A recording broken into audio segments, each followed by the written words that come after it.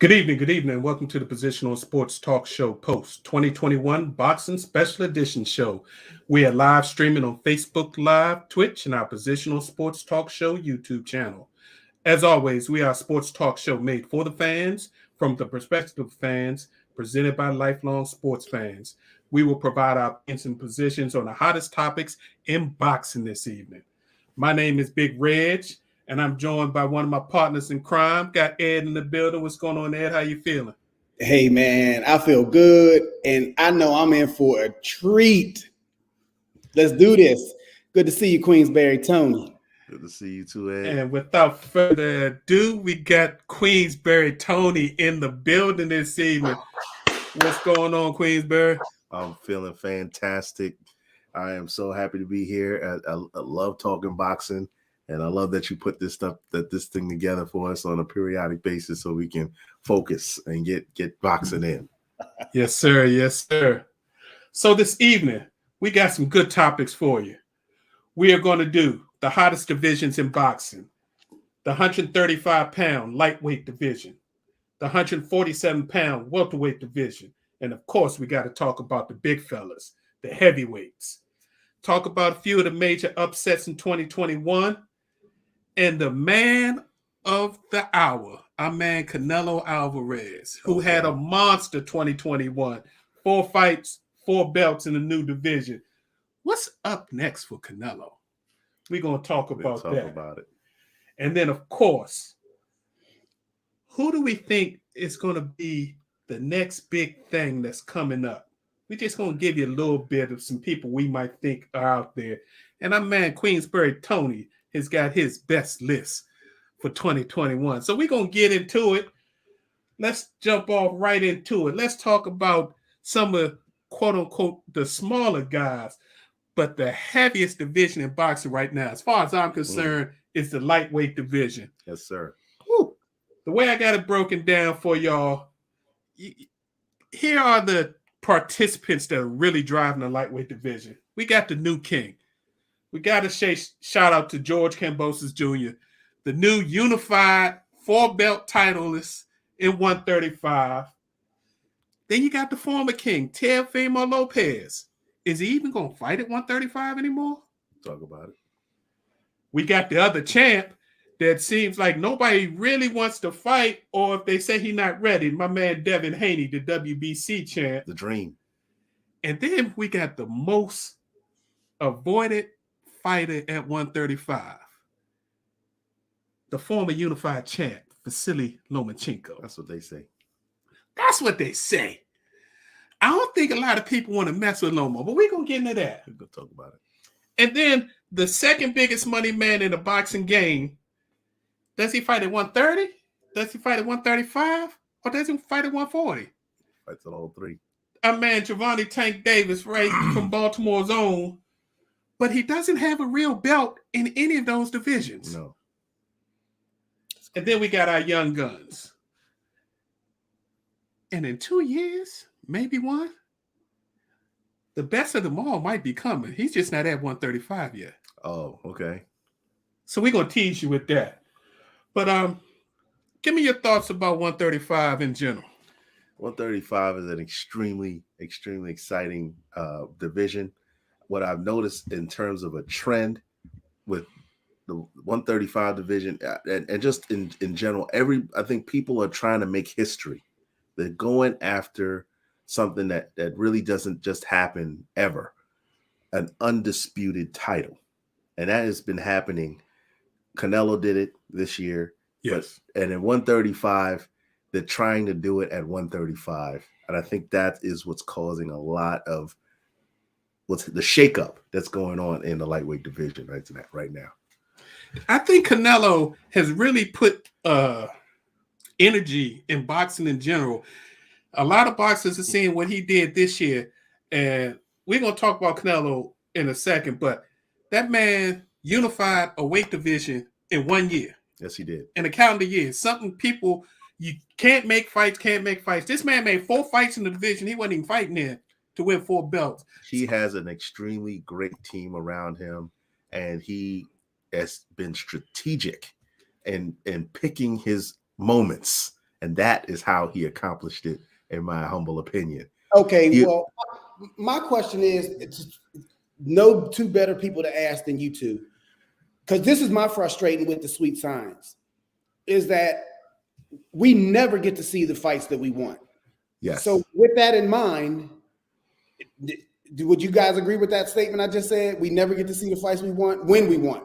Because the boxers are looking long term now. They're looking at legacies.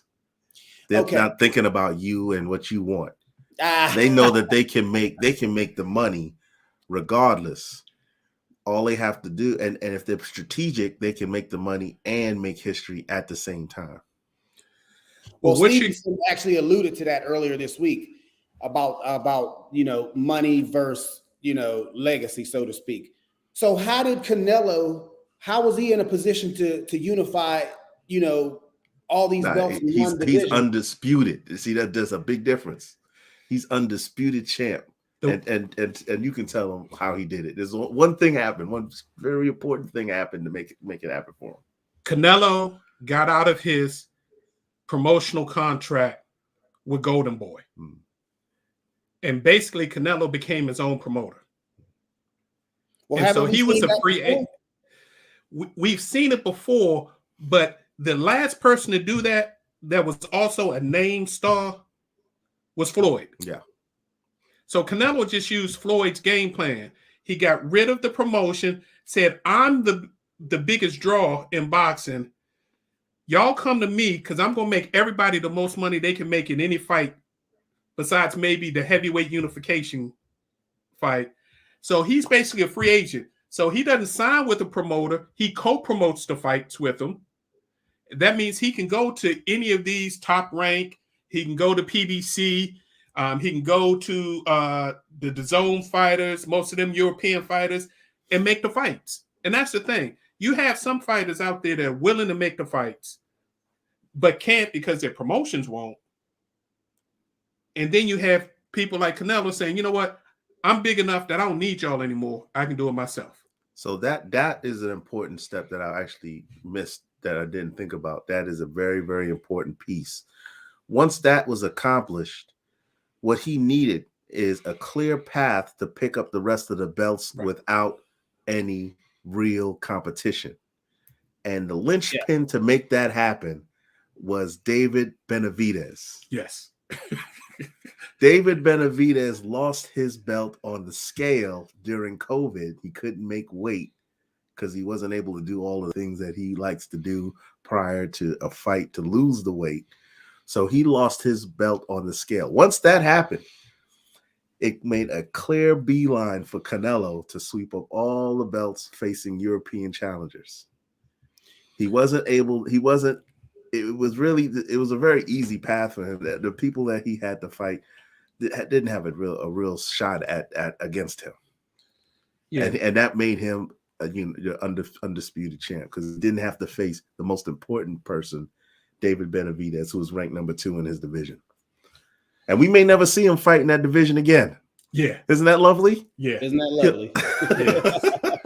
But what's going to make that harder to do in a lightweight division is you've got George Kambosos, who's actually a Eddie Hearn fighter, I believe. Or is he Top Rank? I don't think he's not PBC. I don't think he's Eddie Hearn fighter. I'm not sure who he is. So he's with I don't think he's with a major promoter. Yeah. So he's able to go and fight anybody he wants to. The question is, who does he want to fight next? Yeah. Because he's already said he's from Australia. Yes. It took them almost a year to get this fight with him and Teofimo because it got postponed in May because Teofimo got COVID. But back to Ed's point, no one really wanted to see it. Yeah. They couldn't raise the money. People bought the fight on purse bids and stuff like that. No one really wanted to see it. It was a money situation.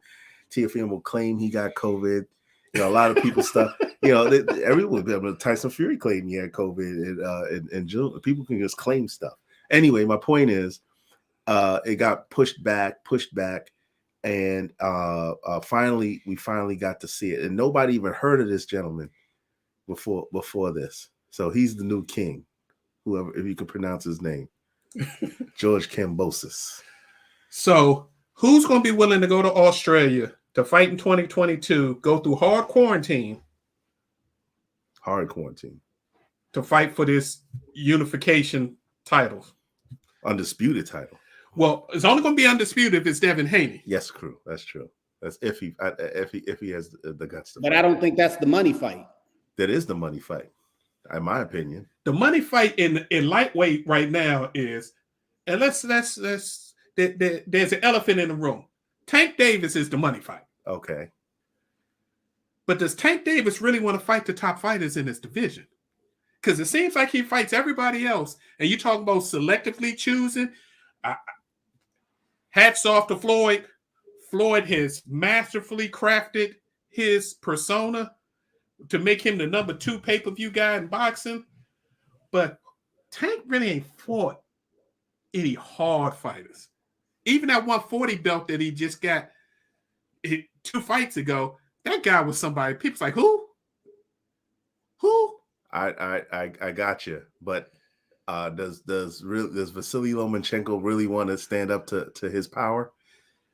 Well, I don't think I watched this Kambosos as the Matrix he is. Does he really want to get hit tagged with one of Tank's punches? I don't. Well, from my observation, you guys know the history more than me, but I think Lomo is a small lightweight. He's small. Yeah, that's exactly my point. He's really a 130 pounder. Yeah, if that.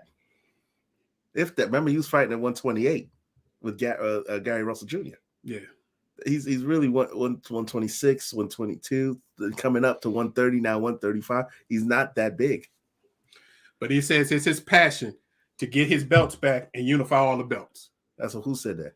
That's what Loma just said this past weekend when he fought. He said, the only reason I'm fighting, he said that, is to get my belts back and to unify all of them. Yeah, and they actually asked him about going back down to 130 to fight the king at 130, Shakur Stevenson. He said, there's no reason for me to go down there unless he has all the belts. If he has all the belts, then maybe I'll go to 130. He had the chance to unify or to make an undisputed champ against Devin Haney, and he chose Teofimo Lopez. He had all the belts. He fought Teofimo, lost to Teofimo. Now he wants to fight Kambosos. That's why he's saying what he's saying. You think so? Absolutely. He doesn't want to face. He never wanted to face Devin Haney. That's why he gave up his belt. You don't know if people won't forget that. That's how Devin Haney got the belt. I agree. Lomo gave up his belt so that he didn't have to face Devin Haney. And that's how Devin Haney is the WBC champ. So, who do you think Kambosos is going to fight next? Haney, Lomachenko, Lomo, or Tank, and go for the biggest bang for the buck? I think I see Lomo. You say Lomo? I don't really think he has a chance against any of them. I think he goes. I really think. He was a 13-1 underdog against Teofimo, who struggled to make weight and got put down in the 10th. So he claimed Lopez claimed he was hurt. He had a medical condition. He struggled to make weight because I think he's never going to fight in 135 again. Yeah, he said after the fight he was at 140, and I've read a couple of different articles from doctors that supposedly aren't affiliated with Lopez. And they're shocked that he was able to fight at all because they say he had compressed air in his neck and in his chest cavity. Which is why his strategy that going after Kambosos to get him out there fast backfired on him because and he only did that because he was not ready for that fight. Yeah, so yeah, Kambosos is, you can call him the king, but he's not in my number 1 ranking. Okay, we're gonna hear about that later. I would agree with you on that. I know, yeah. But looking at the Lopez and Kambosos fight, I kind of looked at it with an asterisk because I looked at it after the fact. So I didn't look at it live. And by the time I looked at the fight and I looked at the whole fight, I knew he was suffering this medical condition. Right. He didn't look right. But even with that said, I don't think he really hurt. I don't think when Lopez fought Lomachenko, again, now Lemo said he was hurt. He claimed he was hurt. Bad shoulder. And so when they fought, okay, I could see, and I think he clearly won that fight. Now, subsequently, when Lomo fought, when Lopez fought Kambosos, I honestly thought Kambosos won that fight, and it wasn't as close as people want to say it was. Oh, he absolutely won the fight. I agree. He outboxed him, which is something no one expected. Nope. So, but I still don't think there's something about Kambosos. Now, I don't think Kambosos, even though he's slightly bigger, he looked smaller than Lopez, but I think he's slightly bigger than Lomachenko. Lomachenko to me just looks small. Like, it's not about size with that. And that's number one. He might be slightly smaller or around the same size as Kambosos. Oh, Kambosos might be a little bit bigger. He has way more skill than Kambosos. I mean, he's gonna run a clinic on Kambosos. And that's been the story of 2021. Boxing masters have beaten heavier punchers and people more athletic this whole boxing year. So we don't have a consensus of who we think Kambosos is going to fight, but I heard you say you don't think Kambosos, whoever he's going to fight, you think Kambosos is going to lose them belts. Yes, correct. And so his best bet, if he's going to fight some top guys, or he might try his hand against the number 6 guy, Ryan Garcia. Ryan Garcia might take that. Yeah, he might take that fight. There's some money there. So is either take a fight that he probably will win, like a Ryan Garcia, and hold on to the belt one more time, or just try to get the best fight with him for the most money, which probably is Tank Davis or Devin Haney. Okay. How do you see those working out? The only fight that he has a chance to win is Ryan Garcia. I agree. Yeah. The future of that division, though, isn't even in that division. And we're not going to talk about the junior lightweights, but how long do you think Shakur will be at 130? Because I'm only giving him a year. I give him a year, 2 tops. Yeah. And then he's coming up to 135. Which is good timing because by that time, hopefully, we'll have some more clarity there.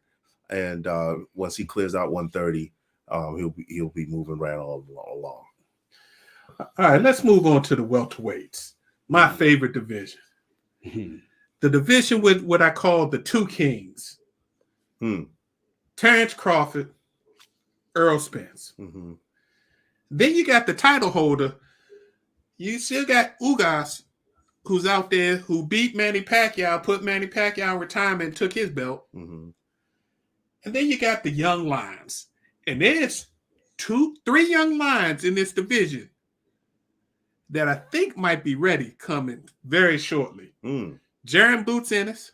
That's my major guy. That's my major guy. Virgil Ortiz Jr. That's good. And somebody a lot of people don't know about, Conor Benn, who's the son of one of the I saw him fight recently. Best boxers in British boxing history. Nigel Benn. And he put on a show a week ago. And he's the number 5 ranked contender in like 2 of the 4 division weight belt division. So 2022. He's not even in ESPN's top 10. Yeah, that was because he's British. He's primarily fought over in Europe. Yeah. British fighter, but he says he's coming to the US in 2022. And he's ready. Just last week, I saw that fight. It was a top 10 contender. Okay, it was a good fight. Yeah, and he embarrassed him, put him to sleep. First of all, did you see Errol Spence leave Terence Crawford's fight? Yes, he was actually at the fight, and he had swore he would never go.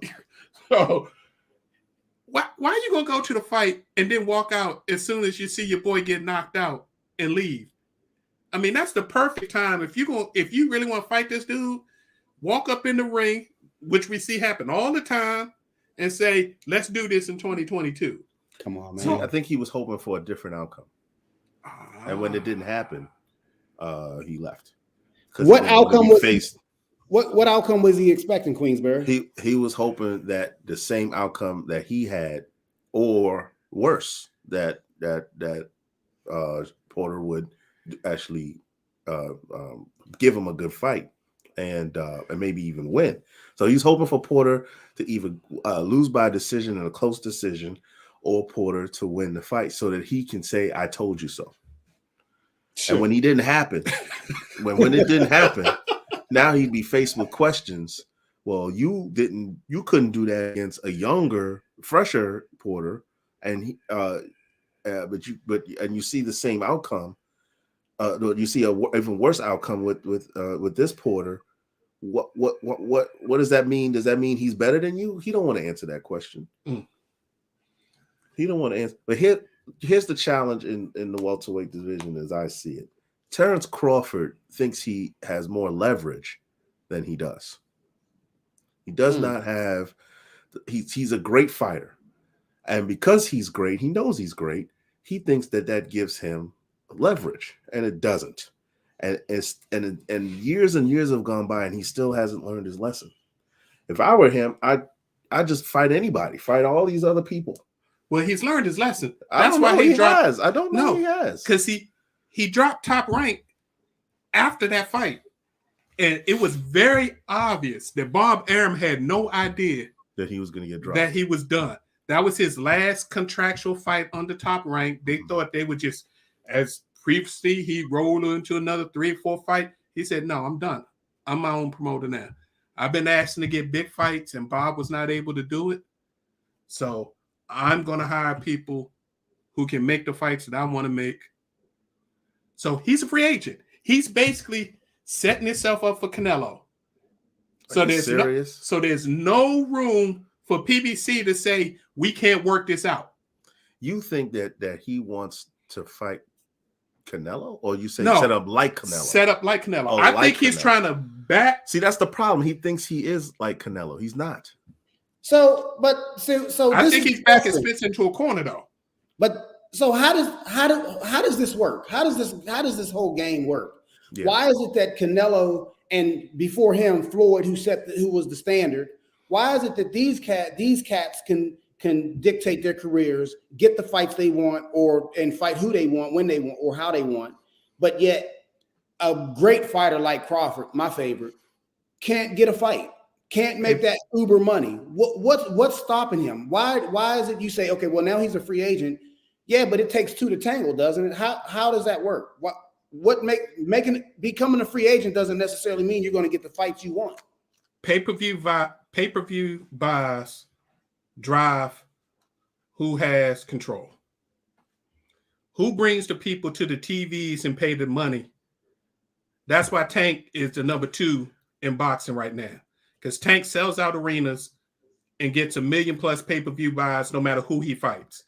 They've said, Bob Arum has been saying for years, supposedly, that's been Terence Crawford's problem, that he hasn't been able to generate pay-per-view numbers. That's the question that Ed is really asking. Why? How? Yeah. So you answer this question, but you didn't. He needs to know why. Ali made the template. Floyd made himself money. Mayweather turned himself into a bad guy, the guy you want to see lose. His personality came out. Okay. Crawford has no personality. He's a dog in there, but you can't speak to who Crawford is. These guys don't go after each other like the fighters of old. They used to hound each other. They used to remember Rocky 3. Mr. T showed up at Rocky's ceremony and talked stuff about his wife. That's the kind of stuff that people want to see. Now Crawford's been doing that on social media with Spence, but it has been out in the public enough to drive the promoters to say yes. No, I just think it's the promoters. To be totally honest, I think it's promoters because both promoters were concerned that the loser loses one of their cash cows. True. And I think that's what the problem was. So I think we're going to see Crawford either get the Spence fight in 2022 early, or that'll never happen. It'll never happen at all. And he would just fight somebody else and move on. But it's not fair. I see the look on your face. Both of these guys are going to 154. That's what's happened. That's what's going to happen. And I hope one of them fights. Was it Jamel? Mixing them up. I think it's Jamel Charlo. But I think Charlo's getting ready to go up to 160. And I think his brother's getting ready to go up to 168. That's a mistake. But he needs to stay away from David Benavidez. Yeah, so all of them too. I mean, I when we get to, I love my brothers, but man, I gotta ask you about Benavidez. That man is a monster. Yeah. So real quick. So do you think Spence Crawford's happening in 2022? No. Okay. No. Okay. No, those are the top two. So ESPN got it right with the top two. I don't believe Dennis Ugas is the number 3 fighter because I think Jaron Ennis beats him, no doubt about it. Yeah, I would love to see. It's going to be interesting to see who Ugas fights next. These rankings, I'm not sure what they're based on, but I'm using the Max Kellerman scale of who you think would actually win. I feel you. Who won the round? Who do you think who actually would win? Yeah. And I don't believe that Dennis Ugas beats Jaron Ennis. Boots. I don't think that's going to happen. But what do you think about, before we get out of the welterweights, the old guard? Okay. You got Thurman, who just signed on to fight again in January. You got Danny Garcia, who says he still wants to fight. Do you think they should just call it a career? They both had great careers. They both made decent money.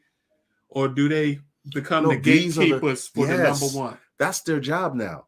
We need to find out if these guys are really as good as they say. Virgil Ortiz can fight Danny Garcia or Keith Thurman, so we can really see these guys get some real names under their belt. That's how it's supposed to work. Yeah, these guys are supposed to be the gatekeepers to stop these guys from just getting a free pass. Once Terence Crawford and Errol Spence leave the division, these guys are just gonna get in their space. That's not fair. They need to fight their way there. Hey, and that's their job now. The Keith Thurmans, the Danny Garcias, some of these other guys. Even Ugas. I mean, I know he's a title holder, but really, he's part of the old guard. You just been real disrespectful. I am, because you see how he got the belt. He fought an ancient. I see Spence moving to 154, but I don't think Crawford needs to move just yet. I think he could just. I think he needs to. He could be the gatekeeper if he stays there. But who? I think But the problem is, if Spence leaves, I hope he does, because he's not fighting anyone since his accident. He's only fought Danny Garcia. Yeah. So he once he gives up the belt, then that belt is up for grabs, and an opportunity for some of these fights that we're talking about can happen. All right, let's move on to the big boys. I'm very conflicted up there with these guys as to who I think is the best. Well, and I have to say to your audience, because I really talked a lot of stuff about Deontay Wilder. I thought he was going to win that fight, and he didn't win the fight. He lost the fight. He did. Now, do I think it was fair? I not really. But in the end, he lost the fight.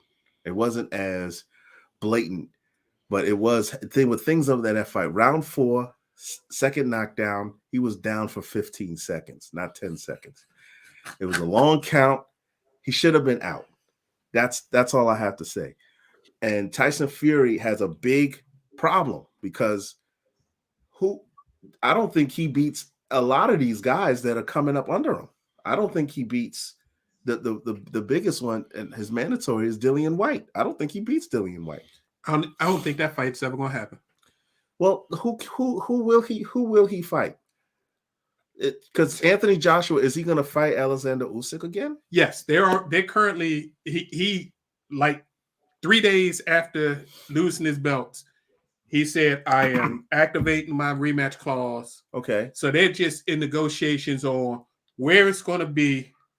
And when. And Usyk is trying to renegotiate the split. Okay. Because even in the rematch clause, you had Anthony getting most of the money in the rematch. Because that's what he had to agree to get that fight. He's still a big draw, so they're trying to work that out. He's so that's still a going to big happen. draw. Nobody wants to see the little. Queensborough, I haven't talked to you since the third Fury Wilder fight. Yeah. But what made you think that? What led you to believe that the third fight would be any different than the second fight, and that Wilder could win that fight? Because I haven't talked to you since. So I felt it would be different because Fury has had a very questionable career. He does little things that if you Google Fury in Wikipedia under cheating boxers, he's there under F, and he cheats. So there were things in the first fight, in the second fight, that were exposed. That I hope that he had that Wilder had a better corner to find, they did. They exposed a lot of stuff, and a lot of the stuff that he was doing in the first and second fight did not happen. So it was a much cleaner fight. But the third man in the ring is what cost Wilder this fight, in my opinion. With that long count in the fourth round in the final seconds. I understand it was a long count, but Wilder caused part of that long count because he didn't go to the neutral corner. He's been hit in the head for 3 rounds. I understand, but if you don't go in the neutral corner, you slow down the count. And the fact, I think if you, again, in the replays, we looked at it before we even started the show tonight, you can see Fury wasn't on his back. Fury was leaning on his elbow like, okay, whenever he comes back and restarts the count, I can get up whenever I feel like it. It wasn't, so he was just relaxed. But he should have been up and ready to fight. I understand. Listen, he knows all the rules and knows how to skirt the rules. The reason he beat that's my point about Fury. In that fight, he put all that 300 pounds and laid on Wilder. Yes. And then when he hit him, he tired him out. Yes. Then he hurt him. Yes. And then that was nice. Hit him behind the head.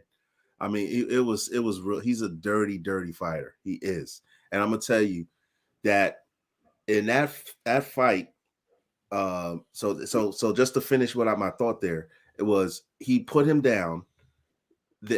And there's one part that you forgot to mention, Reg. Big Reg. So listen, there's a timekeeper on the edge of the thing to tell you when a fighter goes down, he keeps the time, how long you're down. The ref is supposed to look at the timekeeper and resume the count from where the timekeeper is telling him. He ignored the timekeeper. I agree. And started the count where he felt like he left off. He had help. Okay. But do you why is there a timekeeper if you're not supposed to look at him and know where to resume the count from? Do you truly think though? So you think Wilder knocked him out 2 out of the 3 fights? That's correct. Okay. I'd have to agree. I would say 1 out of 2. 1 out of 2. That's the first fight he was down in the 12th round for longer than 10 seconds. Again, yeah, I agree with you on that one. All right. Well, let's talk about the new champ, Mr. Usyk. Yes, he's a dangerous boxer. First of all, people gotta give him his props. I give him his props. He cleaned out the cruiserweight division. Sure did. He was the unified, undisputed champion. And he had all 4 belts. There's only like 7 undisputed champions in history, and we have a bunch of them right now. Right. A bunch of them happening right now. So and he's one of them. Yeah. So he cleaned out the division and then went up to heavyweight and put a show on Joshua. So Joshua looked bad. I think it's going to be worse the second time. Because I hope not. He's got a masterclass boxer that he can actually look at tape that he was in the ring with. That's why I think it's going to be worse. I think he knocks Joshua out early. I think Joshua didn't learn anything from the Andy Ruiz fight and went back to his old body style. And he didn't have the wind. He didn't have the conditioning to go to really cut off the ring from a master boxer. So the way he beat Andy Ruiz in the second fight was to slim down, focus on his conditioning, focus on his jab, and just win rounds. That's how you win fights. And he didn't do that this one. He went back to his old style of this buff Adonis look, and he got tired. I mean, you saw the last 4 rounds. He looked like he was gassed. He wasn't conditioned to fight Usyk, and I think if he comes back with a better strategy, he has a much better chance.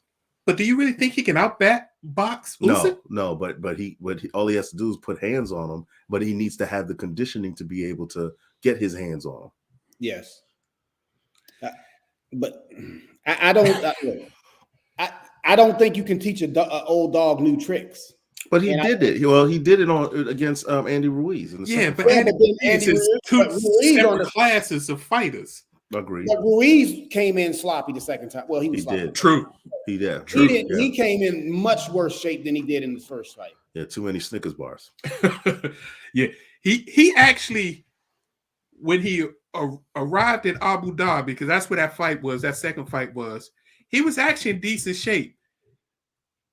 I've heard stories that they say he put on 15 to 20 pounds in the 10 days he was in Abu Dhabi because he was in one of them big suites as the champ, drinking champagne, eating whatever they offered. And over there, when they bringing you in as a athlete, they paying you top dollar, give you money just to show up, not even the purse fight, and they're going to treat you like a king while you're there. So he put on weight. And he gave up his trainer. Yeah. So he made a lot of mistakes. I think that's speaking of Andy Ruiz, that Wilder Andy Ruiz fight. That might happen. Do you think Wilder fights again? I think he does. This is the question. What do you think about that? He's not talking like he is, but does he have a future? And what does his future look like? Because he can't beat Wilder. I'm sorry, he can't beat the Gypsy King. Well, the Gypsy King probably is going to retire because I don't think he fights Dillian White. He doesn't give up his. He gives up his belts if he doesn't fight him. So why don't you see that fight happening? Well, Dillian White's going to beat him up. I mean, Wilder's never faced a real boxer. Wilder's never faced a real boxer with size. No, I agree. He fought what the Klitschko was a jabber. He wasn't a real boxer. Right. So Fury's never faced a real boxer with size. Dillian White beats Tyson Fury. Absolutely. I don't think that fight ever happens. I think they've been paying Dillian White for 2 years to sidestep, and I think that's crazy. I think the WBC will again come in because I think that they will set up that the winner of the Usyk Joshua rematch will fight Fury for the unification of the heavyweight division. And speaking to that, now if let's say I'm right and Anthony Joshua does beat Usyk in a rematch and gets his belts back, and they set that up. Tyson Fury is such a cheater that he cannot even fight in his own country. True. Wow. Did you know that? Crazy. I didn't know that. Know that. He has been banned by his own country to fight there. Yeah. That is how much of a cheater he is. Oh, well then, yeah. The United Kingdom Anti-Doping, UCAD, has banned him from fighting. He can't fight there. They have to fight in Abu Dhabi or some other country. This is the biggest fight in British boxing history, an actual unified British heavyweight champion of the world. And it can't even happen in their own country. That is what they put on a pedestal. That is who they love. That's the kind of guy he is. Well, they love him because, well, that we're not on that show to talk. We're not on the show to talk about that. All right. So the heavyweights, we will see what happens in 2022. I personally think Usyk easily beats the rematch with Joshua. I think the biggest fight for Joshua after the rematch with Usyk is Joshua Wilder finally fighting. Even though no belts, they can still make a ton of money. Then both of them can retire and walk away. and be done with boxing. Just my thoughts. That'd be interesting. I would prefer the belts be on the line, but I mean, it is what it is. Everybody wanted to see that fight, but they would have preferred it with the belts on the line. I think the interest would be there. I agree. Yeah. So who would you say was the biggest upset of 2021? Was Kambosos. it Usyk beating Joshua? Was it Kambosos beating Teofimo? 13-1 underdog. Yes, it was Kambosos. No one expected that. But this is the crazy thing. I knew it was going to be a challenging fight, but I certainly did not think Kambosos would beat him because I never heard of the Bama. So you actually thought it was going to be a challenging fight? Yeah, because I saw a couple clips on him. Okay, I knew he was a good boxer, but he had never really faced anyone. So, and I know Teofimo has pretty good boxing skills and a lot of power. I thought it was going to be an interesting fight because Teofimo didn't want to fight him. Whenever you got a boxer that doesn't want to fight the other guy, not that he was scared of him, he just didn't. It was nothing in it for him to fight him. He was a mandatory. The money wasn't in it for him to fight him. No, it wasn't. He was trying to move away, but when that other promoter came in at the last minute and overbid for this fight, it was going to be T.O.'s. It was T.O.'s biggest payday. He made like $4.5 million. It's a shame. For the fight. The total purse. That's not a whole lot. Yeah. He made like $4.5 million for the fight, plus some of the gate. And Haney was making that before he even had a belt. Right. and who was Teofimo with? Top rank. Who was Crawford with? Top rank. Not making any money. I don't know. Who did Floyd leave? Top rank. I don't know why these guys. Bob Arum making money though. Arum making money hand over fist. He sure ain't practicing no law. Yeah. He's a lawyer, no practice law. Yeah. That's because they over there making all the money, doing something else. Another sneaky upset, wasn't for a belt, but Mikey Garcia got destroyed by Sander Martin. I missed that fight. Got knocked out. Really? Mikey Garcia got destroyed. What weight class? They stopped the fight at 147, which is the problem. He don't belong there. He doesn't want to lose. I don't know why. I don't know why he skipped over 140. He's an idiot. Yes. Why would he skip over 140? Because there was no money fights at 140. There's money fights now. There's Josh Taylor. There's good fights at 140. Yeah, but he bulked his body up to fight Earl Spence and did a lot of heavy help. I couldn't tell by looking at him. Yeah, so I don't know why he skipped that. I don't understand. And then fight the best. That seemed absurd to me. There's Regis Prograis. There's Josh Taylor. People would want to see Mikey fight those guys. And Mikey was a great lightweight champion. I don't think he can get back down to lightweight, but he can certainly do fight at 140. Why would he keep at 147? Yeah, so that was a bad mistake because he looked bad doing that. All right, so let's talk about the money man, Canelo. Again, we've mentioned it multiple times. Canelo went from 160 to 168, super middleweight, had 4 fights at 168, each one with title fights, and did all of them in the calendar year 2021, becoming the undisputed, unified. I will give you $100 if you can tell me all the people he faced. Floyd said that. I got an interview with Floyd. Floyd said trash. We don't even know their names. I mean, just these bums. Well, Caleb Plant ain't a bum. No, Caleb Plant ain't a bum. That's one of my guys. Caleb Plant, the last two, but the first two, come on, man. I couldn't even tell you who they were.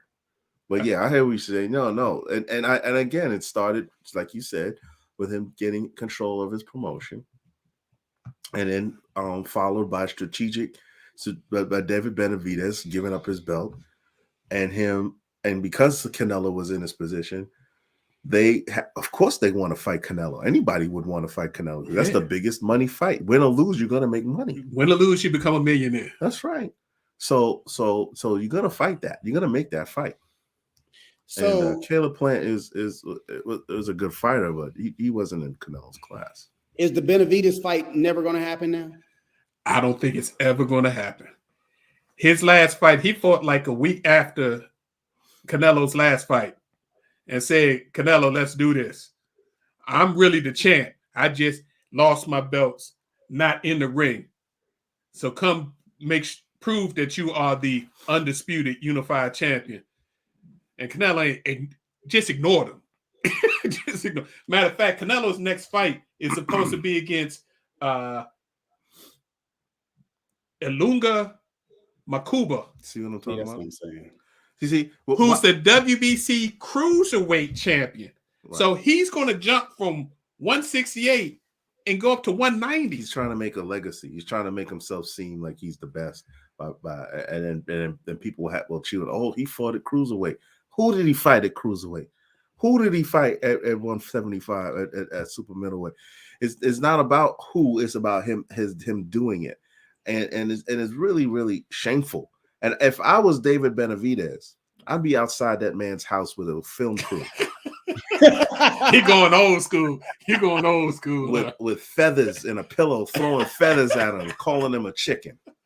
Word up. With a fan, be blowing feathers on his house. Yep. And it's real interesting. He skipped 175 because there's two killers at 175. Oh yeah. Beterbiev and Bivol.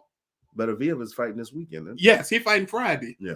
And Bivol, two European stone cold killers. He don't want none of that. He ain't trying to have no parts of Beterbiev. How you gonna go from 168 to 190 and got the WBC to sanction to lower? Actually, got him to sanction. Oh my God! And they lowered the weight level. They did a catch weight. No, the WBC's cruiserweight limit now is 190.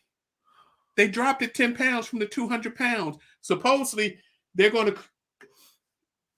in boxing, they're working to create a lower cruiserweight, and then they're going to have a heavyweight title and then a super heavyweight title. Because these guys are monsters. Because anything over 200, and you got 300-pound guys trying to fight 230-pound guys, it's ridiculous. So I think they're talking about a 190 to 230 heavyweight. I saw that coming years ago. Yeah, because the Tyson, Ali, those guys were like low twos. Yeah, they was 215, 220. Yeah, these guys are monsters, man. These guys are 6'9", damn near 300 pounds. I mean, it really, size-wise, it just doesn't seem fair. So back to Canelo. Yeah. So Canelo just cashing checks. He just told you what he's doing. He's just cashing checks and writing his name in history, saying that'll be. I fought at. That'll be 147, 154, all the way up to cruiserweight. Yeah. But see, this is what I don't get. This is what is mind-boggling about the game. Who wants to see these fights? Queensberry, you just said name the guys that he went through to attain, this. We know a few of them. We don't know all of them. Right. Okay, you know a few of them, but yeah. Who would pay their hard-earned money to rent this to pay this pay-per-view to watch these fights? I don't want to see Mexicans and Mexicans Americans. Canelo's lowest pay-per-view buys are 1.5 million. Lowest. Even against some of the bums he fight. He usually draws 2 to 3 million pay-per-view buys. That's the money. So he can name his opponent, do what he wants. And as long as the WBC is happy with him, they'll let him do whatever he wants. So I don't think we ever see Benavidez fight at 168, because that's another young monster he don't want to deal with. And I think he just totally bypasses 175 and ignores him. Absolutely. These two guys, yeah, Dmitry Bivol and Arthur Beterbiev. Yeah. Then he never fights them. Never. He might come back to Joe Smith Jr. or somebody. Yeah, he might try to pick off Joe Smith. He picked up Callum Smith, like he might fight him again. I don't know. So yeah, So those guys are, but is there anybody? So cruiserweight is supposed to be up to 200 pounds, but they lowered it to 190. Just the WBC for now. The other ones are in the works. It's the most corrupt organization in boxing. They need to do something. And that's why UFC is gaining the ground they are. Exactly. Corrupt. Exactly. That's ridiculous. And that's the best belt. Everyone loves the green belt. Everyone loves the WBC belt, but they have bastardized it. I mean, it is awful, the things they do with this French fries title. They call it franchise. I call it French fries. Yeah. The franchise title they gave to Lomachenko and they gave it to Canelo. Yeah. In other words, you don't have to fight the number one contenders. Yeah, you just a super title. We ain't got to worry about that. I mean, you're gonna be titled. It's like an award. It's an award they give you because you displayed. Take this fancy green belt. Like an honorary doctorate. Yeah, exactly. Yeah, that's exactly what it's in boxing. Yeah, it's hilarious. It's hilarious. All right. Before we get to the Queensberry Tony list, we got one more thing. The young guns. Who you think's gonna make a move in 2022, or who you looking forward to making a move in 2022? Well, Shakur Stevenson is my favorite fighter right now. But can you really call him a young gun anymore?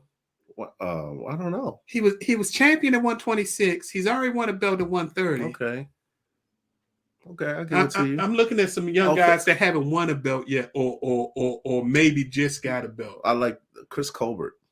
I like that name in there. Jerron Ennis. Those are my favorite too. Ryan Garcia to me he's just a face. He has a really great left hook, and that's about it. He showed some gusto though in his last fight, getting up off the canvas. Because I mean, like you said, he was a face. Everybody thought he was just a pretty boy. He showed me some gumption, and then knocking the guy out. So I got to give him a little. Why isn't he stopped fighting? He retired because he said he was depressed. Because he's a social media dude. He's got 2-3 million social media followers, and that was his thing. He's actually an influencer. He's making more money out of boxing than he is in boxing. And when you get into that world, it's very easy.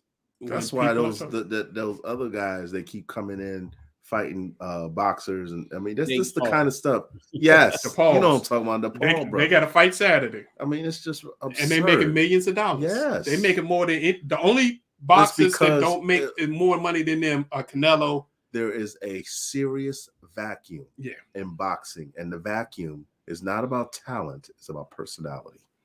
Personality and promotion. Who the promoters want to push. But they would if these guys had bigger personalities like Ali. We don't have guys like Floyd used to be. Things that people, even if like it or not like it, you watch them. I understand, but I mean, like my friend's father's generation hated Ali. They hated him. True story. Because he was so brash, so out there with his ideas and his words, but that is what made him the greatest of all time. Even though he's lost so many times, he's not like Floyd, where he's never lost. Ali's lost quite a few times, but he's still considered the greatest because of his personality. These guys don't take that bait. And who's the other guy at 154? Charlo. I'm sorry, at 160. There's Charlo, and then there's he's with DAZN. Demetrius Andrade. Yeah. That's another one. Where's this guy's personality? I mean, these guys it's like watching paint dry. But people can see if it's great not true. Fighters, but they just think if it's terrible. Not real, people see right through that. You know who went outside their personality recently? Mm-hmm. Shakur. In this last fight, when he was fighting a guy that's his friend, and he came right before the fight, he made a spectacle of the weigh-in, the press fight conference. He said, "Give me my belt," and snatched the belt from him. That ain't Shakur Stevenson. It's not. And it looked phony. So, but Andre Ward had personality. It was the good guy personality, but at least I remember him. I hear you. Give me something. They don't have anything. I'm looking forward to Gary. Exactly. WWE. I'm looking forward to Gary Antonio Russell. He's the younger brother of Gary Russell. Yeah. I've seen he had a really tough fight last fight. But he's 18-0. Yeah, that was a very close fight. I'm looking for him to make a next step and possibly push to win a title in his division. I think he fights at 118. Does he fight at the isn't he at the Beast Aleem's class? Yeah, I don't think he beats Aleem. Yeah, that would be a hell of a fight to see.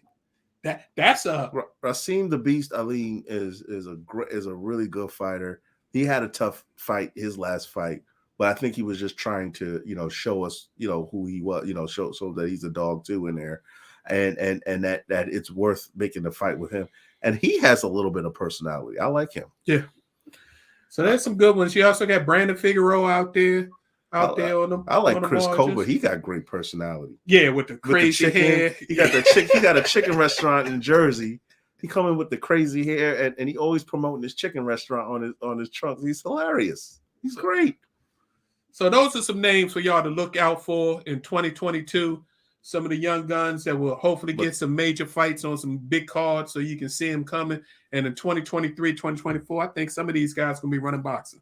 The biggest name that's out there, young guns, Jaron Ennis. That man is Boots is serious. I would love to see him fight one of the big guys. I think he's ready for a belt challenge. I'm gonna do my research on him. Oh, he's out of Philly, right? Yes. Man, he's out of Philly. Okay, he's out of Philly, and he's a taller guy. I'm gonna watch it. I'm gonna watch his. I don't know. Is he that tall? Nah, Boots isn't really tall. No. Who? But Jaron Ennis. He's not tall. Not for 147. Did you see the guy at 154, Fonseca? Yeah, I love that guy. Yeah, but I don't know if he's a novelty. He like 6'1", 6'2" at 154. You know who he reminds me of? Who? Paul the Punisher Williams. Oh, you always loved that dude. You always loved him. If it wasn't for a motorcycle accident, who knows? Who knows? I really would have loved to see him against Floyd. I think he would have given Floyd some troubles. I feel you. All right, man. It's time for your Queensberry Tony best list. So what weight class we gonna start at? You pick one. It's your list. Okay. Well, I guess I'm gonna say the hardest for last because I and really this is about who I think are the best fighters, not necessarily like based on like their what do you call them?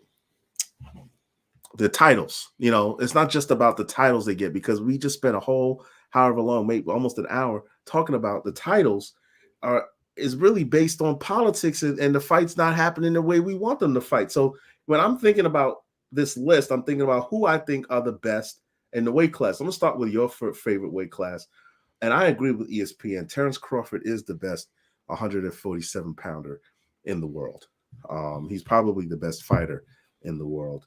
I really don't see anybody beating him at 147. At number 2, I'm going to stick with Errol Spence because I'm going to stick with Errol Spence at number 2 because because that's what ESPN ranks him at. He's fought Danny Garcia, but it's been a long time. He had that car accident. We'll see what he's got.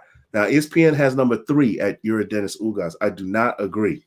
Jaron Ennis is the 3rd best fighter in the world at 147. So, yes, you need to take some time to watch out for Boots and look at some of his fights. This Bama is a dog at 147. He is going places. I'm telling you, he's probably going to, if they vacate 147, he's going to be the top guy there, in my opinion. And then we can go into, I think I'll take Virgil Ortiz Jr. Before Ugas? Before Ugas. Oh, man, you're being real disrespectful. It's your list. I'm going to be disrespectful because Ugas has a problem. He only performs when he thinks he can beat you. That's Ugas's problem. He has a confidence problem. Against his last fight against Manny Pacquiao, because he was older and he felt like he can beat him, he attacks. He won another fight before that because the guy was much smaller than him. He will attack. But against Sean Porter, he wasn't as aggressive. Sean Porter makes most people unaggressive. But I hear you. I hear you. All right, what's your next list? Okay, let's go on to the lightweight division, our favorite division. And that's at 135. Okay, I have number 1, the Dream, Devin Haney. Wow. Number 1 fighter in 135. Vasily Lomachenko ran from this guy and lost it and gave up his belt just so he didn't have to fight him, in my opinion. There was no other reason to do it. And then they gave him the French fries title. And then I'm going to put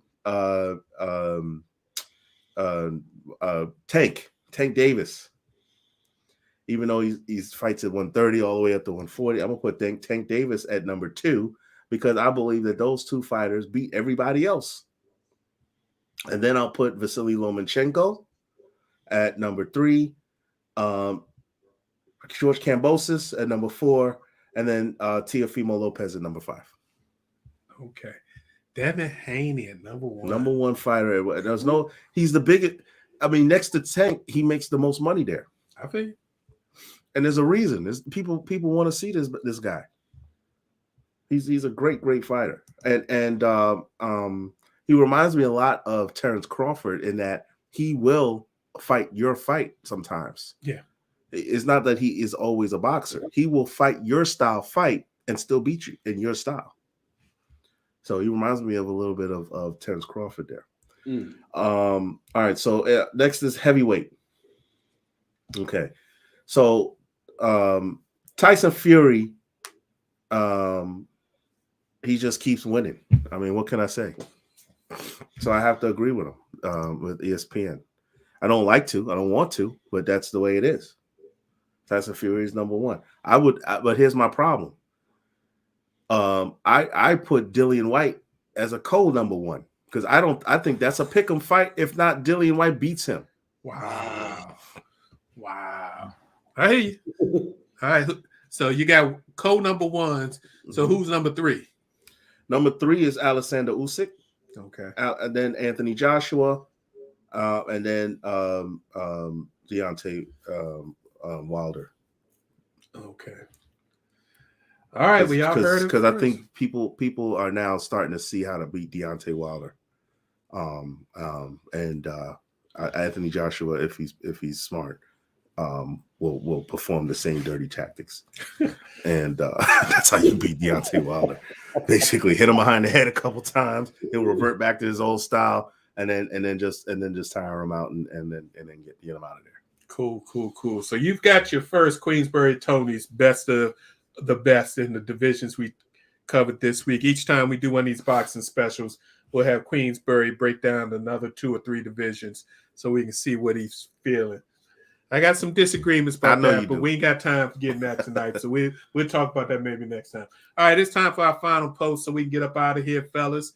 Queensberry, since it's your specialty, why don't you give us your final thoughts for the evening? My final thoughts. Look, boxing is still a great sport. Give it a chance, guys. The challenge that you guys and run into the UFC, I get it. They have great personalities.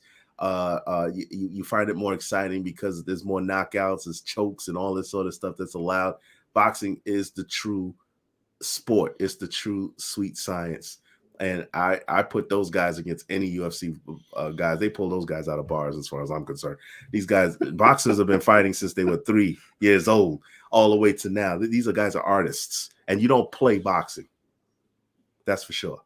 So I hope you guys are excited about some of the and follow some of the guys that we talked about tonight and get back into boxing and demand more of these shows.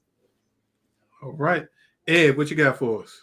Well, like I said at the beginning, and I'll say it at the end, Queensberry, Big Reg, it's a treat. I appreciate Queensberry. Thank you for coming on our show and doing this periodically. I know when I met you, I was like, hey, that dude loves that sport. I love people that love their sport, and I love people that know their sport, because you can love your sport and not know it.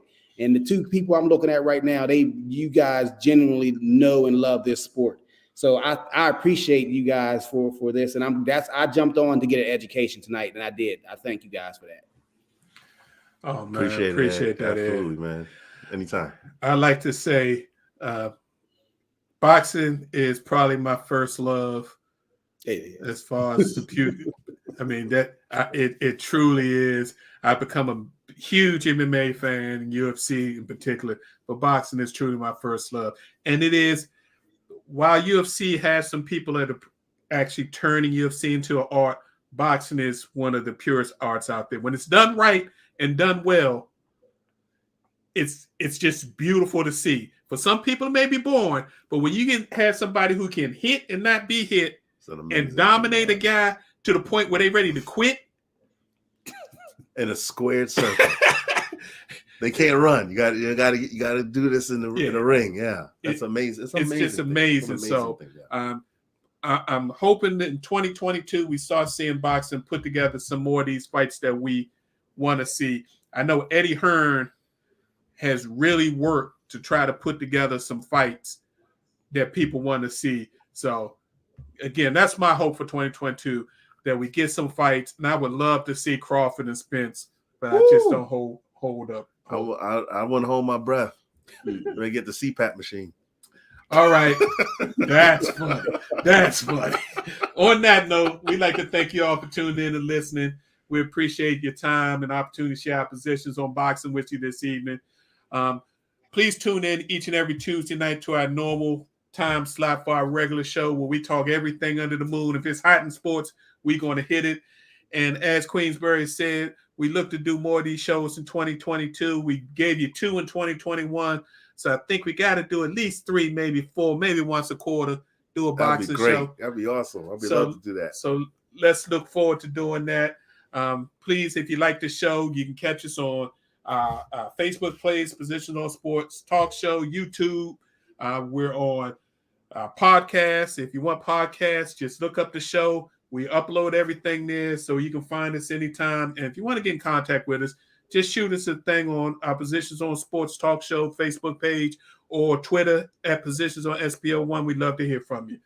Thank you for this special 2021 boxing event. We will see you next Tuesday. And everybody, please be safe. Peace. Peace out.